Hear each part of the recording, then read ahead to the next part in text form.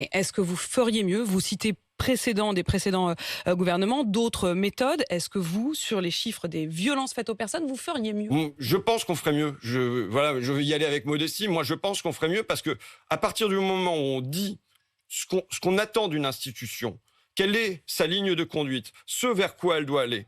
Et donc, moi, je vous le dis, l'objectif de la police aujourd'hui, je reprends les termes du sociologue Sébastien Rocher, qui a longtemps travaillé dans les écoles de police, c'est d'aller vers une police de la confiance. C'est de rétablir la confiance entre la police et les citoyens et de rétablir la confiance entre les citoyens. Mais est-ce que vous imaginez une seule seconde que les policiers puissent vous faire confiance? À vous, la France Insoumise, quand vous entendez Jean-Luc Mélenchon qui ne condamne pas les slogans « Tout le monde déteste la police ».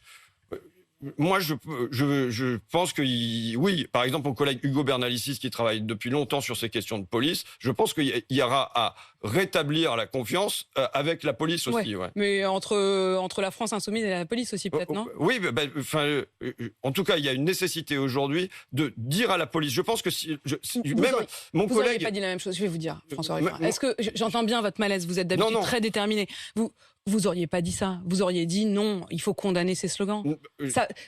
Vous ne vous reconnaissez pas là-dedans? Mon collègue Guillaume Larrivé, qui est membre des Républicains, disait, y compris en commission, aujourd'hui, le problème, c'est qu'il n'y a pas de direction qui est donnée à la police française. Vous vous sentez plus proche, finalement, de ce que dit Guillaume Larrivé sur la police que de ce que dit Jean-Luc Mélenchon? Ce que je souhaite, et aujourd'hui, je pense qu'il y a un malaise de la police qui naît du fait qu'on ne lui fixe pas d'objectif. Est-ce qu'aujourd'hui, en permanence, c'est la politique du chiffre qui doit être menée, arrêter un maximum de personnes sur des délits qui sont mineurs, ou bien est-ce qu'on se fixe d'autres ambitions pour la police? Moi, j'ai bossé là-dessus et je sais à peu près ce que je pense, moi. J'ai pas très bien compris précisément si vous auriez condamné, vous seriez dans une manifestation sur le pouvoir d'achat et vous avez des slogans qui crient tout le monde déteste la police. Qu'est-ce que vous auriez répondu? Est-ce que j'aurais répondu à quoi? Quand on vous dit, quand les journalistes ont interrogé Jean-Luc Mélenchon dans cette manifestation en disant vous entendez ces slogans, qu'est-ce que vous en pensez? Il a dit oui, il serait temps qu'on se rende compte que beaucoup de gens détestent la police. Vous auriez répondu ça, vous, François Ruffin? Je le regrette. Je regrette cet état de fait qui est qu'aujourd'hui, il peut y avoir une fracture qui se lie aussi dans les sondages d'opinion entre l'institution policière et la population. C'est particulièrement vrai dans des endroits, mais en général, on voit une dégradation de la cote de confiance dans la police française. Je pense que c'est un problème. Il y a encore 72% des Français qui disent leur accorder leur confiance. Je pense que c'est un problème et c'est un problème qui doit être posé. Je pense que c'est dû, entre autres, à l'usage politique qui a été fait de la police française. Pendant la crise des Gilets jaunes, on a utilisé la police à des fins politiques. On a imposé la peur sur les Gilets jaunes, et je veux dire avec quand même un traitement qui fait qu'à la fin, on se retrouve avec des crânes brisés, on se retrouve avec des estropiés, on se retrouve avec des éborgnés.